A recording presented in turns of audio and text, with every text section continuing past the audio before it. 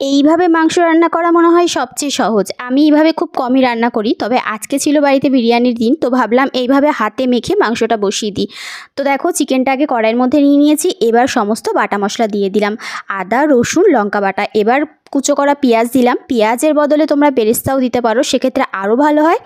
আর বেরেস্তাটা আমি ততক্ষণে ভেজে উঠতে পারিনি, ওই জন্য কাঁচা পেঁয়াজই দিলাম। আর এখানে দেখো সমস্ত গুঁড়ো মশলা দিয়ে এবার দিয়ে দিলাম এখানে একটু তেল, পরিমাণ মতো সর্ষের তেল দিয়ে এবার সবার শেষে দিয়ে দিচ্ছি লেবু। লেবুটা দিলে কিন্তু অসম্ভব সুন্দর খেতে হয়, আর একটা সুন্দর ফ্লেভারও আসে, আর মাংসটা খুব সফট হয়।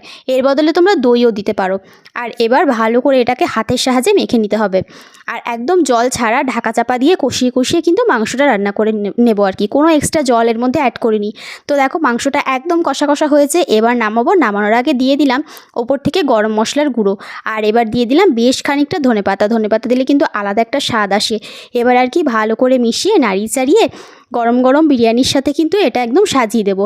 আর এরকম চিকেন কষা খেতে গরম ভাতের সাথেও বেশ ভালো লাগে। তোমরা কে কে খেতে